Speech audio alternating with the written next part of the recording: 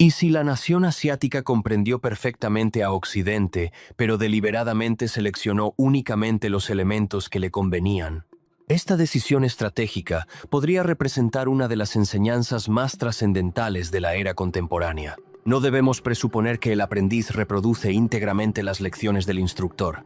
En ocasiones, los estudiantes eligen cuidadosamente aquello que les resulta útil y descartan lo demás.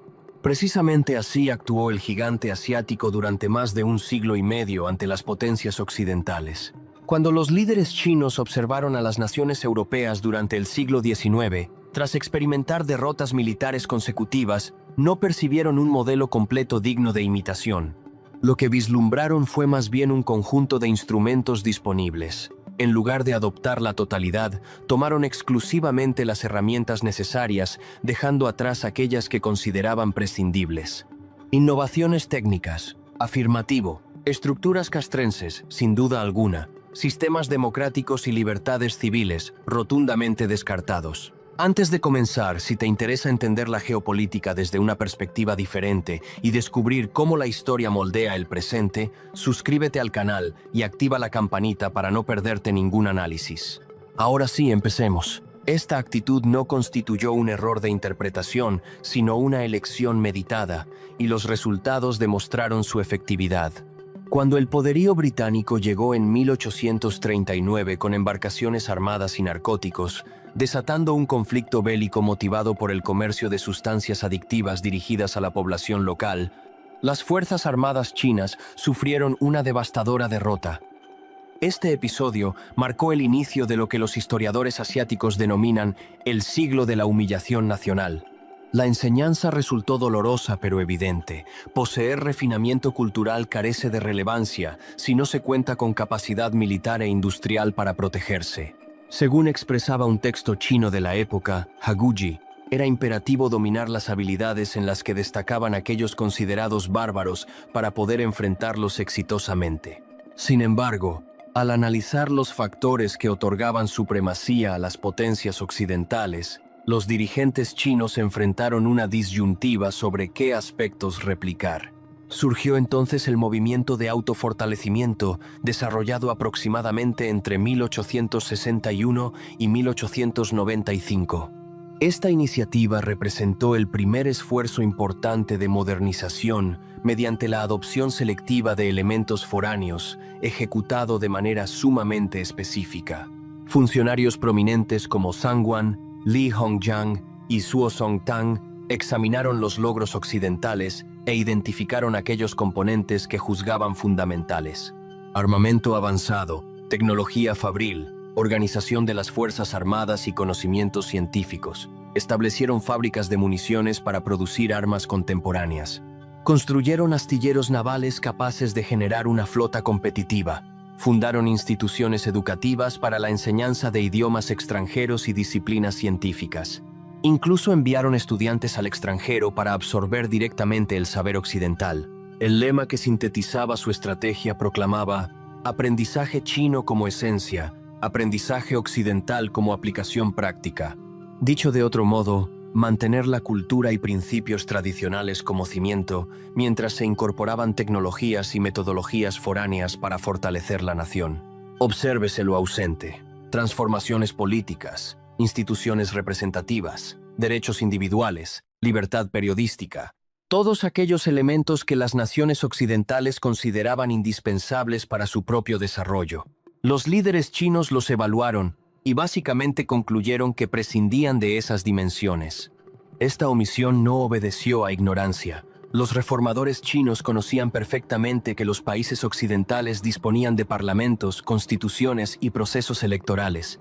Simplemente no creían que dichos mecanismos constituyeran la fuente del poderío occidental. Consideraban que la fortaleza provenía de la tecnología y la organización, no de las libertades políticas.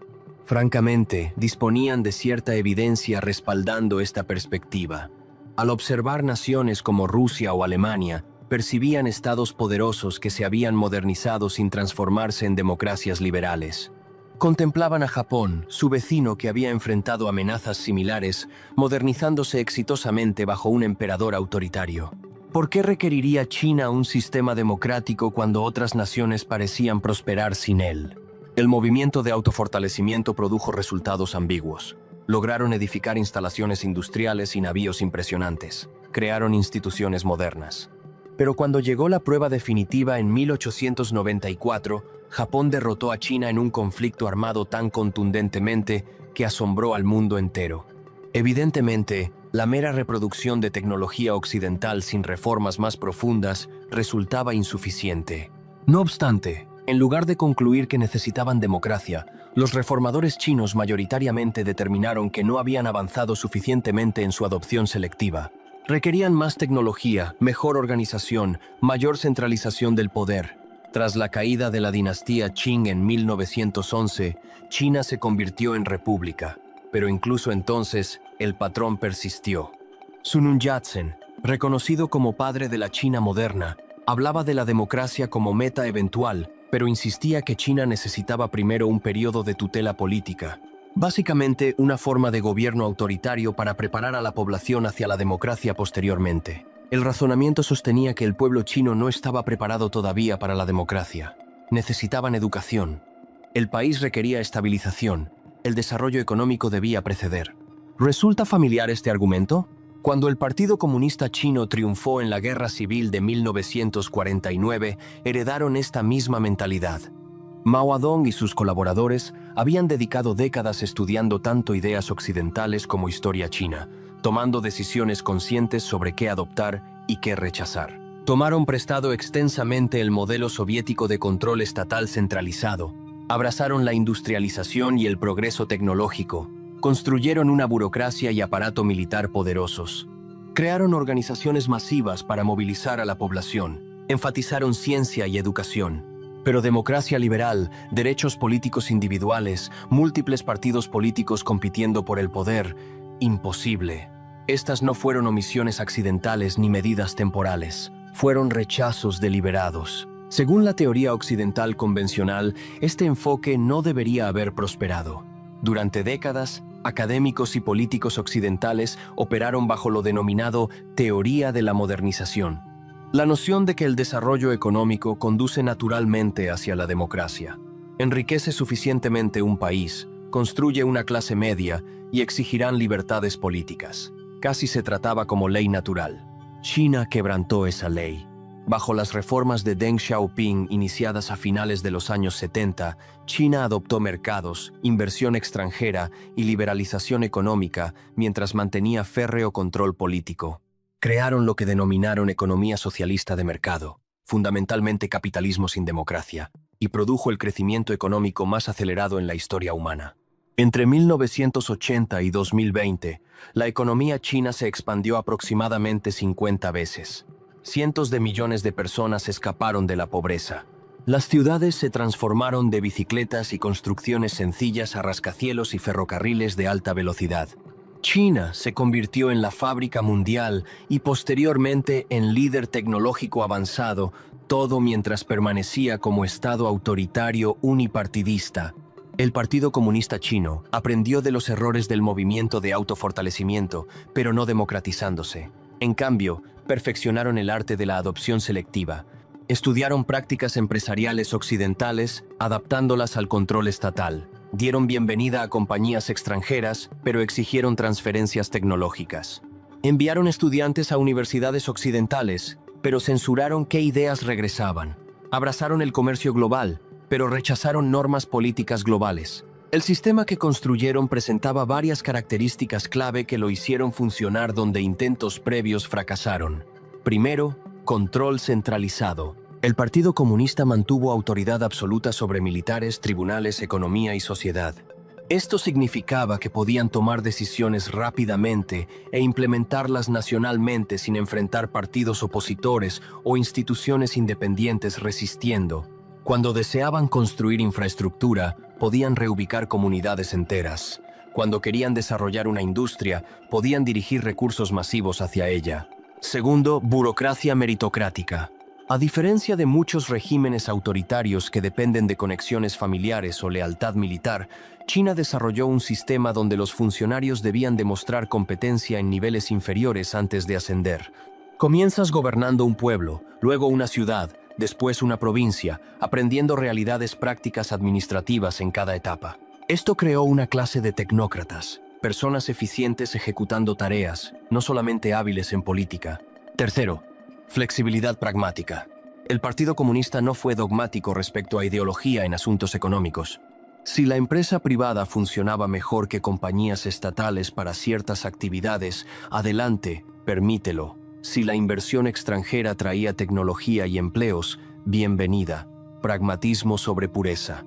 Cuarto, legitimidad mediante desempeño. En lugar de derivar legitimidad de elecciones, el gobierno chino basa su legitimidad en entregar resultados. Crecimiento económico, estabilidad, infraestructura, mejoramiento de estándares de vida. Mientras la vida continúe mejorando para la mayoría, según el razonamiento, aceptarán la ausencia de libertades políticas. Este modelo desafió directamente suposiciones occidentales sobre cómo funciona el desarrollo. Sugirió que quizás la democracia no era necesaria para la modernización después de todo. Tal vez podías tener rápido crecimiento económico, avance tecnológico y mejores estándares de vida sin pluralismo político o derechos políticos individuales. Las implicaciones del éxito chino trascienden ampliamente a China misma. Para países en desarrollo alrededor del mundo, China ofrece un modelo alternativo. En lugar de seguir el consenso de Washington, mercados libres, democracia, mínima intervención gubernamental, pueden seguir el consenso de Beijing, desarrollo dirigido por el Estado, estabilidad autoritaria, liberalización económica selectiva. Y muchos países encuentran esto atractivo. Si eres líder en África, Asia o Latinoamérica, enfrentando presión para democratizar mientras intentas desarrollar tu economía, el ejemplo chino sugiere que puedes tener uno sin el otro. Esto ha creado lo que algunos académicos llaman choque de modernidades. Dos visiones competidoras sobre cómo debería lucir un país moderno desarrollado. El modelo occidental proclama democracia, derechos humanos, Estado de Derecho, mercados libres.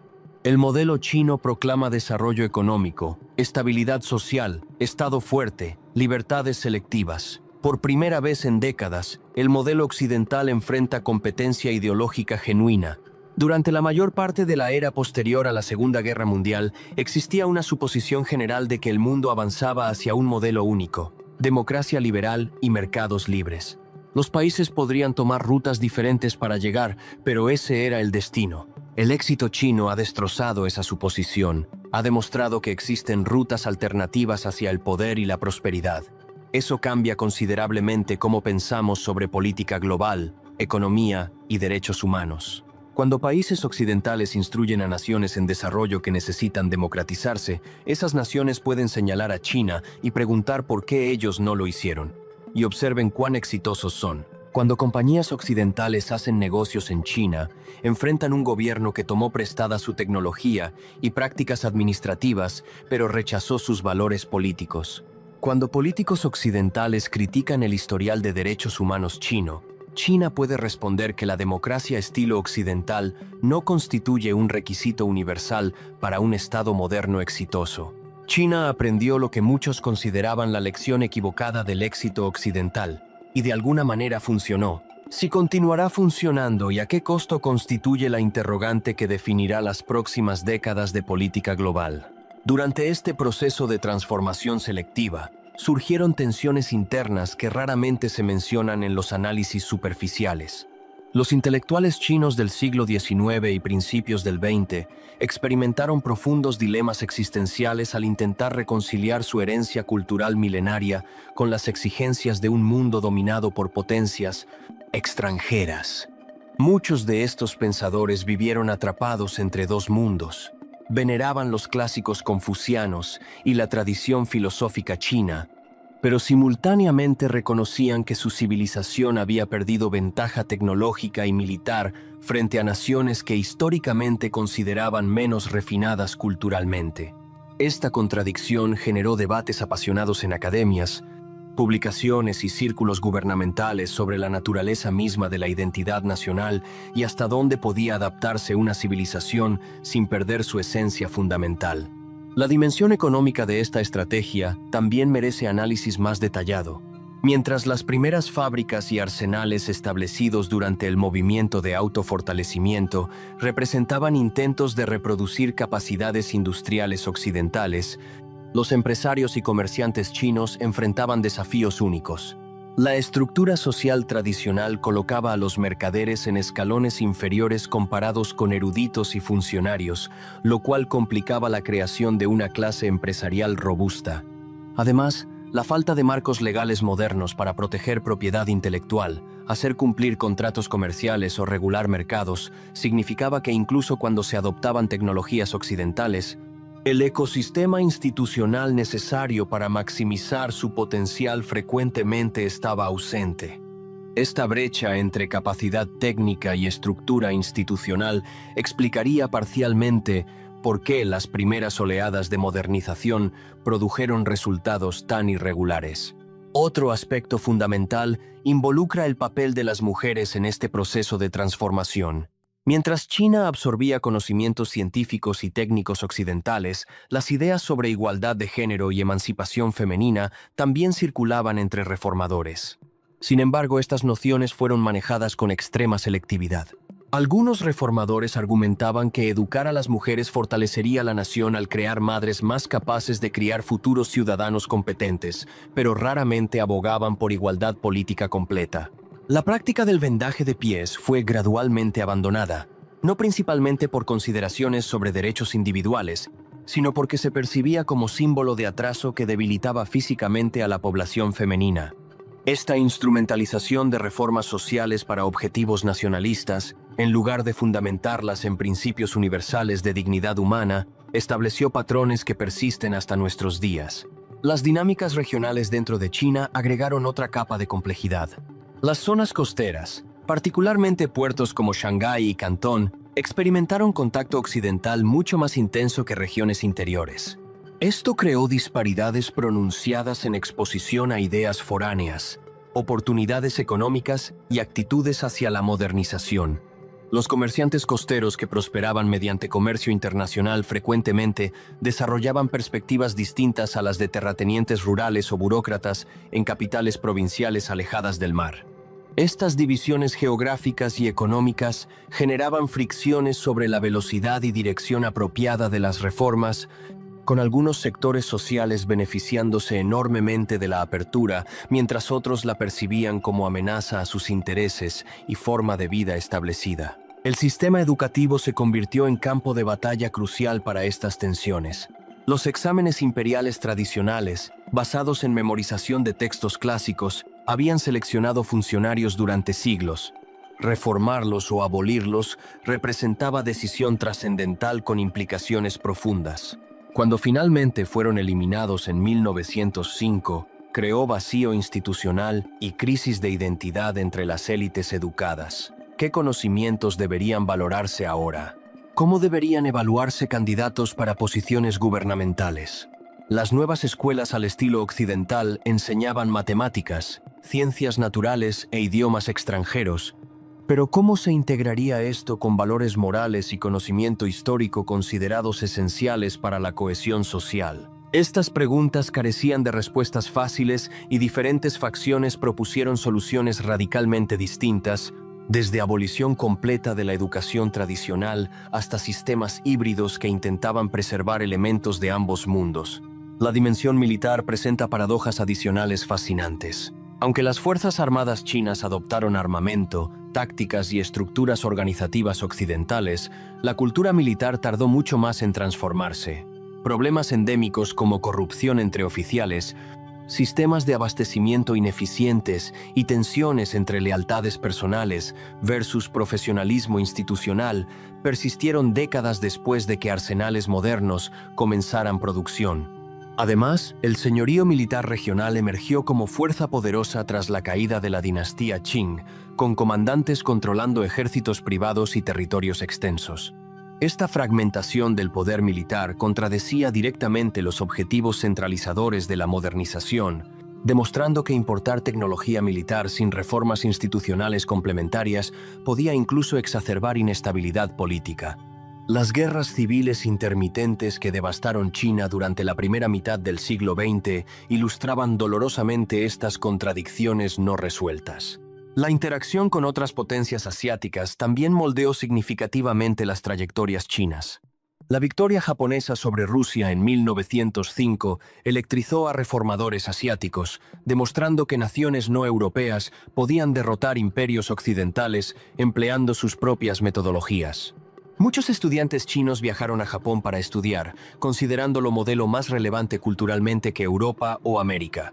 Sin embargo, esta admiración se complicó enormemente cuando Japón se transformó de inspiración en agresor, ocupando territorios chinos y cometiendo atrocidades masivas. Esta experiencia traumática reforzó entre líderes chinos la convicción de que la soberanía nacional y fortaleza militar constituían prioridades absolutas. Incluso si alcanzarlas requería sacrificar ideales políticos abstractos sobre libertad individual o pluralismo democrático.